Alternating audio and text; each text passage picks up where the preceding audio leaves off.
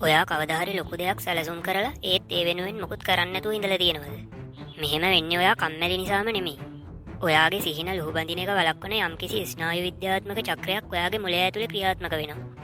වැඩකල් දැමීම ගැන දශක ගණනාවක් පර්යේෂණ කරපු ටිම්පිචල් කියන විදිහට වැඩකල් දැමීම කියන්නේ කාල කළමනාකරණය පිළිබඳ ප්‍රශ්නයක් නෙමෙයි. ඒක හැඟීම් කළමනාකරණය පිළිබඳ ප්‍රශ්නයක්. ඉතින් කොහොමද මේ වැඩකල් දාන එක සිද්ධ වෙන්නේ? ඔයාට යම් වැදගත් කාර්යයක් කරන්න තියෙනකොට උදාහරණයක් විදිහට ව්‍යායාම කරන්න, අසයින්මන්ට් එකක් කරන්න, අලුත් බිස්නස් එකක් පටන් ගන්න, එහෙමත් නැත්නම් YouTube channel එකක් පටන් ගන්න වගේ දෙයක් ගැන හිතනකොටම ඔයාගේ මොළයේ ඍණාත්මක හැඟීමක් නිර්මාණය වෙනවා. ඒ Tamante එක කරන්න පුළුවන් වෙයිද කියලා හිතන සැකය, බය හෝ අධික පීඩනය වෙන්න පුළුවන්. ඔයාගේ මොළය ඍණාත්මක හැඟීම් වලට අකමැති. ඒ නිසා ඒකෙන් බේරෙන්න මොළය උත්සාහ කරනවා.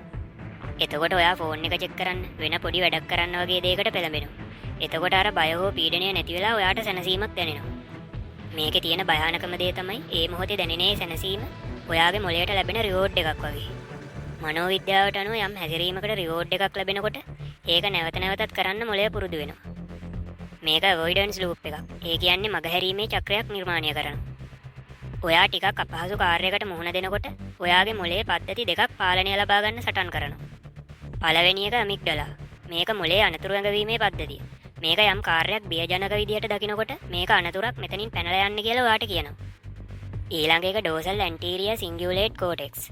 මේක ඔයාගේ ඉලක්ක සහ බිය අතර ගැටලු හඳුනාගෙන ඔයාව ක්‍රියාත්මක කරන්න පොළඹවන කොටස.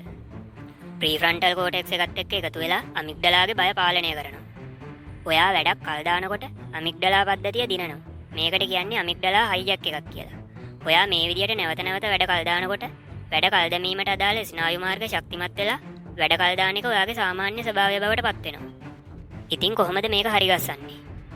ඔයාට කරන්න තියෙන්නේ වැඩේ පටන් ගන්න එක. වැඩේ ඉවර කරන්න ඕනි නෑ. පුළුවන් තරම් හොඳට පරිපූර්ණ විදියට කරන්න ඕනිත් නෑ. විනාඩි 5ක් හෝ 10ක් විතර මේ වැඩේ කරන්න try කරන්න. ඔයා වැඩක් මගහරිනවා කියලා ඔයාට දැනුනම ඒ වෙලාවේ ඔයාට දැනෙන හැඟීම මොකක්ද කියලා හිතන්න. බයක්ද? පීඩනයක්ද? ඒ හැඟීමට නමක් දුන්නම ඔයාගේ මොළය හැඟීම් බර මනසින් ආපහු තර්කානුකූල මනසට මාරු වෙනවා. සම්පූර්ණ වැඩේම කරනවා කියලා හිතන්න එපා. විනාඩි 5ක් විතර කරනවා කියලා හිතලා පටන් ගන්න. අපි හිතමු ඔයාට ජිම් එකට යන්න තියෙනවා. නැත්නම් වෙන වැදගත් වැඩකට යන්න තියෙනවා. ඒත් ඔයා ඒක කල් දාන්න හදන්නේ. ඒ වෙලාවට ඔයා මේ සම්පූර්ණ වැඩේ ගැනම හිතන්නේ නැතුව මම සපත්තු දෙක දාගෙන එළියට යනවා කියලා විතරක් හිතන්න. ඇත්තටම යම් කාර්යයක් කරන එක ඒ ගැන හිත හිතා බය වෙනවට වඩා ගොඩක් ලේසියි කියලා පර්යේෂණ වලින් ඔප්පු වෙලා තියෙනවා. ඔයාගේ මොළය වැඩ මගහරින එක වහගන්න වෙස්වලා ගැනීම් දෙකක් පාවිච්චි කරනවා. පළවෙනි එක පර්ෆෙක්ෂනිසම්. ඒ කියන්නේ පරිපූර්ණවාදී. මට මේක හොඳටම කරන්න බැරි වෙයිද කියන බය නිසා ඔයා ඒ වැඩේ පටන් ගන්න එක මගහරිනවා. දෙක ප්‍රොඩක්ටිව් ප්‍රොක්‍රාස්ටිනේෂන්. ඒ කියන්නේ ඵලදායී ලෙස කල් දැමීම. ඔයා નિયમિત වැඩේ කරන්නේ නැහැ. ඒ වෙනුවට ඔයා වෙන වැඩක් කරනවා. උදාහරණයක් විදිහට ඔයා කරන්න තියෙන වැඩේ කරනවා වෙනුවට මේසෙ ආස් කරනවා. ෆිල්ම් එකක් බලනවා. එතකොට අර කරන්න තිබ්බ වැඩේ කල් දාපු එක ගැන එච්චර පසුතැවීමක් දැනෙන්නේ නැහැ.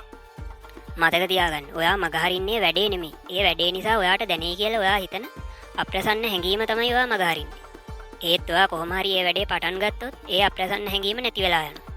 ඒ නිසා හිතුන ගමන් පටන් ගන්න. වැඩක් කරන්න හිතුන ගමන් පහේ ඉඳන් එකට ගණන් කරලා වැඩේ පටන් ගන්න. එතකොට ඔයාගේ මොළයට මේ වැඩේ නොකර ඉන්න හේතු හදන්න වෙලාවක් නැති වෙනවා. වීඩියෝ එකේ මුලදි කිව්වා වගේ විනාඩි 5ක් විතර කරනවා කියලා හිතාගෙන පටන් ගන්න.